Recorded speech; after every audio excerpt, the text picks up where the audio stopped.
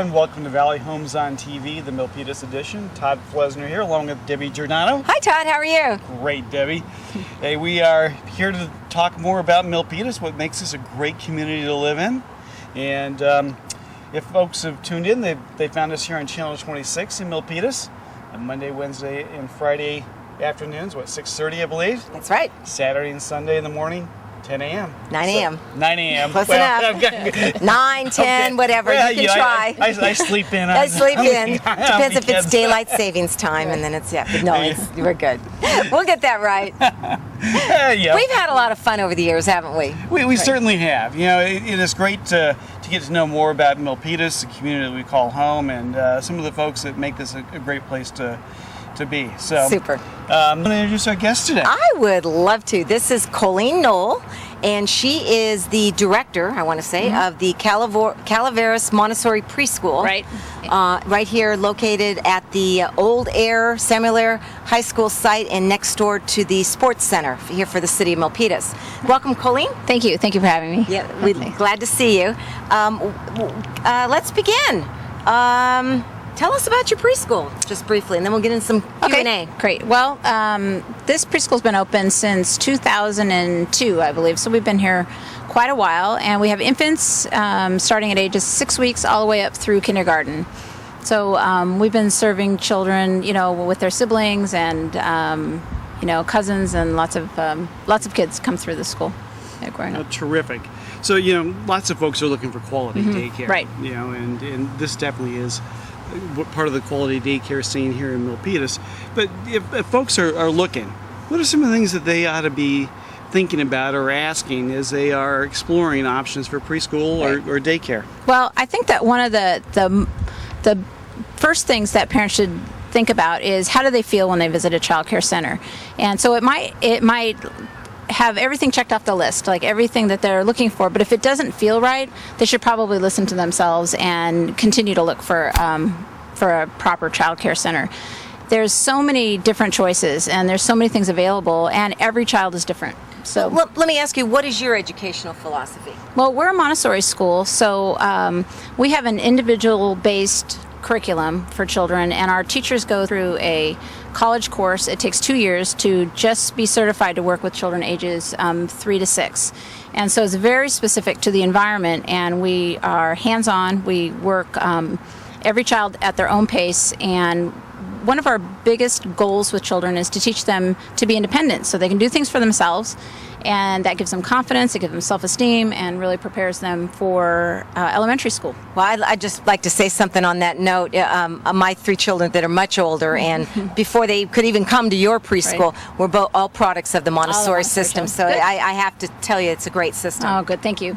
What's so special about Montessori? What makes Montessori different, perhaps, than any other type of environment? I think especially today, we really work with children individually, and we work with actual materials to show them concepts. So we teach one concept at a time. What's happening right now in preschools is children can learn a lot of things, but they end up learning by rote, by memory. So they just sit and memorize and memorize and memorize. And the young body of a child who's like 3 or 4 and 5 years old, they need to move. Their bodies need to be active, and their brain is still developing. It's just like, in school when children have to learn for a test, and then they memorize for the test, and then they forget the information later. It's a little bit like that in preschool. So we want them to internalize and understand and master the concepts. And we feel like by working with actual apparatus and material that they're able to do that. And so it's not a question of memorization at all at this age. Colleen, let's talk about my favorite topic, discipline, raising 4 children. Okay. What is your methodology, and how do you get the children to behave? That's a great question, Debbie, and that's one of the questions that most parents should ask when they come to a school, to find out what is the discipline method. There's lots of things that parents do, or schools do, and parents do. There's timeouts, there's they might take them away from an activity. There's all kinds of things. At our school, we have a method that's when a child, first of all, we give them a choice to correct their behavior. If it's a difference between a child and another child, we really do our best to get them to work it out, to solve the problem, not just say you're sorry and move on, because we really feel like that doesn't solve anything, and it just gives permission to kind of do it again, right? So if they choose not to correct the behavior, whatever that is, what we do is we have the children hold our pocket. So we don't put them on timeout. We keep them right with us, and they put their finger like right in our pocket, and they might stay with us for a couple of minutes, and then we'll talk about it before they're ready to go. And it seems really silly, right? You know, like, oh my gosh, you hold your pocket. But a lot of times parents will come to school and they'll be like, did you have to hold pocket today? And they're like, no, I didn't have to hold pocket. And so sometimes they're like, yes, I had to hold pocket. And it's really not terrible, but it's very effective. Did you design that yourself, or is that something you learned somewhere else? Or? You know, it's I think it's a great idea. It is. It's from Montessori training. So some Montessori trainings might teach that method and some don't. So that was the way that I was taught. Super. Yeah, it's very effective. Yeah. Well, good. Well, what about other extracurricular activities or involvement with the community? What sort of things should folks be looking for there? Right. So, you know, a lot of times parents will ask, you know, do you go on field trips? And we take our kindergartners on field trips, but I really don't like to take the young children out on field trips. It's a lot of young children outside, and which, you know, it can be very unsafe, right? So we try to bring things to the school. So we have dance class, gymnastics class. We just started a yoga class. We have a great soccer class and an art class. So one of the things that parents can ask is, what kinds of activities does the school have right on site? Because so many parents are two working parents. They don't have time to drive their kids around or spend their Saturdays and Sundays. So we can, in the afternoon, after our Montessori program is finished, and they're done working and had lunch, then they can take a gymnastics class. So a lot of schools offer that. So they might have 1 or 2 classes, or they might have 3 or 4 classes. It just depends. Okay, another issue that comes up with schools, preschool, is security. Mm-hmm. Now, I noticed we came in with a gate, and it's been coded outside, I guess, for the parents to come in. Yes. But so how does that security system work, and how are the children safe? So at our schools, all of the entrances secure, and you know, I never like anybody to think that is our only security system. So you have to have a code to get in the door. You have to ring the doorbell, and somebody has to come and let you in. If you were just coming into our school and walking around, somebody would stop you and ask you, you know, if they can help you. So we want to make sure that the children are safe, but we really think that, you know, if somebody wants to come in, they're going to come in. I mean, somebody could follow you in. Parents are friendly to other people. We ask parents to please don't let somebody in that you don't know, but so the best security is actually our staff, you know, to make sure they're always aware and not thinking, oh, well, we're gated in here, so we're okay. So very important that the humans here keep watch. How about ratios? I mean, what sort of ratios should a school have for adults to children? Sure. Well, the state tells us that for preschool age children, we have a ratio of 1 to 12.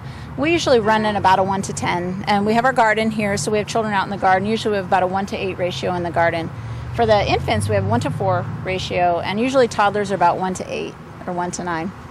Okay, and so the state gives you those sort of guidelines. Right, yes. So if you're looking for child care, it's important to ask those questions and make sure you understand the ratio. Right. You know, I understand there are educational guidelines as well for folks who work in these sort of centers? So in just general preschool for the state, we all have to meet a minimum of 12 early childhood education units. Infant toddler needs an extra 3 units of infant toddler, and then a health and safety class and CPR training. You have to have one person on site all the time that is CPR certified. So it's an important question to ask. In our Montessori training, one of the reasons why I think we're so successful and we work very well with children is that our teachers either have degrees or their certificate is equivalent to about 36 units of early childhood education. So, all right. Well, Colleen, what we're going to do is on the screen we're going to put your address. Oh, great. Thank you. Okay. So I actually have 2 schools, and we're getting ready to open a 3rd school this summer. So this one is Calaveras Montessori, 1331 East Calaveras Boulevard. And then our 2nd school that's been open for 2.5 years, Crescent Montessori, and that's 1651 North Milpitas Boulevard. And this summer we're opening a school on Main Street called Main Street Montessori at 630 South Main Street. We're right in the same building as Great Jumps. Goodness, 3 schools to 3 pick schools. from in Milpitas. Is there like a general phone number? 408-263-8170 is the phone number at our Crescent Montessori School, and you can look up crescentmontessori.net. That's our website. Thank Well, you. I understand we've got a little celebrity Right. out Yeah. there. We have a model student, somebody that's been with your program for, Right. what, 4 years? Yeah, she's going to kindergarten. Her Okay. name is Callie, and she's been with us since she was an infant. And I'm sure so- you want to show her off to I the do, crowd, yeah. and so does she. So let's Oh, take good. a break and let's go get her. Okay. All right, so we're back with our special guest, Callie. Hi, Callie. How are you? Good. Good. So, I understand you've been here at the Montessori preschool for a little while. Yes. Yes? And Do you like it here? you do. Tell us what you like about the Montessori school. I like to work on the banking. On the what? Banking. Bead game? Yeah. Yeah? Callie, why don't you tell them what the bead game is? Can you tell them? Is that math? Is it beads that you put out like this and you line them up? No. All you need to do is you need to get the thousands and the hundreds and the 10 bar and the units. Oh, yes. Right. Oh. That's the bead game. Yeah, we do Nice. math with The banking. right with the banking. We teach addition. Are you doing addition? Are you doing any subtraction? Not yet? Okay. Any multiplication? Yeah, a little bit of multiplication. Wow. Yeah. That's very advanced. Are you excited to go to kindergarten? this year, Yes. Callie? Yes. Right. So you're going to be a big girl going to kindergarten. Uh-huh. Uh-huh. So what are some of your other favorite things at Calaveras Montessori? What do you do for fun here? I like to go gardening. To go to the garden. Gardening. What do you do in the garden? I plant flowers. You do? What sort of flowers? Are some of these flowers back here the ones that you planted? Really?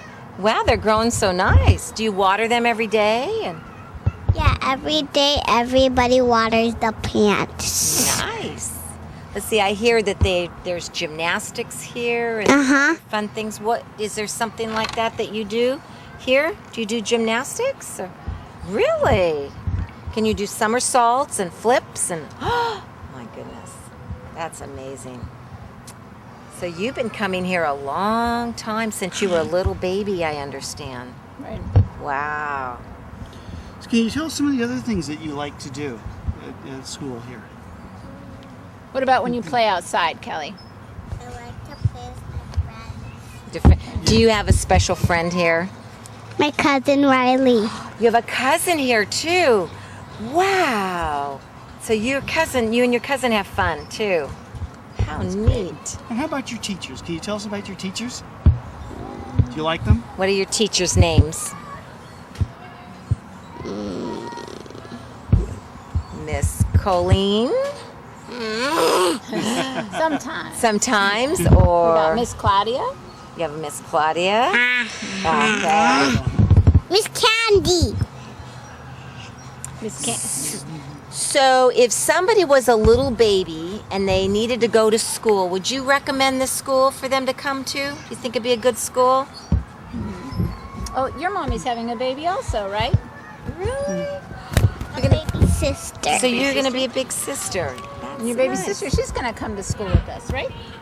Yeah. Well, you sound like you're awfully smart. I think you're having fun here, and I think you're learning a lot. Would you agree with that? Yeah, she thinks she's awfully smart. I think so. Well, Callie, it's been great to get to know you, to learn a little bit more about the school. It's good to know that you have fun here and that you're learning so much. So thank you for being Thank our you for- guest. Thanks, Kelly. Yeah. And can I grab this just 1 second so I can give something to Miss Colleen? We at Valley Homes on TV have just started. We've got a logo and a T-shirt, and so Miss Colleen, you are the first one to get our Valley Homes on TV, the Milpitas edition. We want to thank you so much for you're being a welcome. guest Look on our show, so you can wear that in pride. There you go. What do you think? Nice. Yeah, Very nice. nice. Wow, I'm honored. And thank you so much for spending time with us, and we get to meet Callie and the rest of her little friends, and we've really appreciated the time we spent together, and Thank you. wish you lots of success with your school as you teach our youngsters in Milpitas. So. Right. Yeah.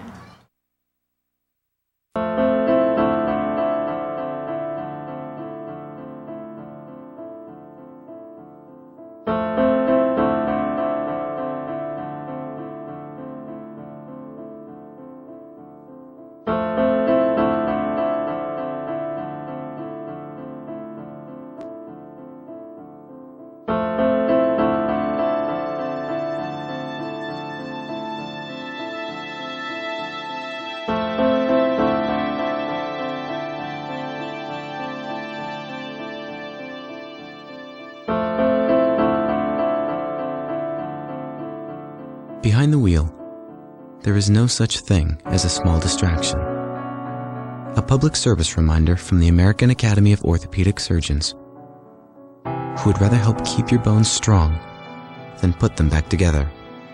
Speak out against distracted driving at decidetodrive.org.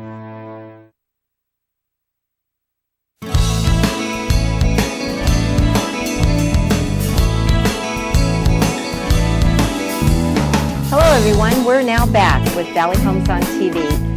You've tuned into Channel 26 where you can see Todd and myself on our show on Monday, Wednesday, and Friday at 6:30 p.m. and Saturday and Sunday at 9 a.m. I'm Debbie Giordano, your host. I'm going to give you some information for our April wrap-up that we do on our program. I hope you enjoyed the shows that we've aired for the month of April. We taped a segment for Veterans Commission, which is Juan Simano, and he gave a great insight as to what the veterans are doing locally here in the city of Milpitas and how they're outreaching to the community. And then we really enjoyed meeting Carol Kassab, the CEO of the Chamber of Commerce, out at the Wednesday night food truck display that they have out at the Great Lots on Sarah Way in Milpitas. So that was a really fun show. So what I'm here to talk about with you would be where we are today in terms of value. I think that's the greatest question people have that are homeowners or that want to be prospective homeowners is what is your home worth? In fact, the San Jose Mercury on April 7th this year put a great article about what your home is worth. And there's so many different variables that go into evaluating the worth of that home. Of course, on our show we talk about how important it is to have a viable community supporting the value of your home, and we do that as we go through and seek folks to be on our show with Valley Homes on TV and talk about the assets and the value it is to be part of the Milpitas community and what that means to a homeowner or prospective homeowner here in our city. But there's real estate sites like Zillow.com. I've had many of my clients talk about that site. You need to be very careful when you're logging into specific sites and trying to find the value of your home. What they do is they really don't determine the other amenities that go with home value, like the schools, the value of the school situation, the location of the home. You know, location, location, location. Those are the three variables that never change in the real estate industry. And Zillow does not factor in the locations of particular properties in determining that value. So that's something you want to be careful about. So you need to, in my opinion, and the San Jose Mercury concurs, they say you need to enlist the aid of a professional appraiser, or if you're considering, selling your home, you probably want to talk to a real estate broker. So the value is what really, really matters in today's market. So let's look at what's going on with the city of Milpitas in terms of value over the past year. When I look at the stats for March 2011, and I look at single-family homes, the average price in that time period for a home in Milpitas was $507,479, and the median price was $436,000. Let's look at today. March 2012, these are hot off the press. We have an average price today of $531,239 and a median price of $460,000. To me, that's really, really exciting. What it shows is that we definitely have a recovery in the housing market. There's been a pickup, and these numbers actually point to that recovery, particularly here in our city. And so those are really important things to watch when you're timing what you want to do in terms of putting your home on the market or looking at refinancing the home. And Todd will be with us next time to speak about those issues in terms of financing and refinancing and where interest rates are. And of course, they're very favorable right now, and it's a terrific time to do either or, purchase a new home or refinance your home.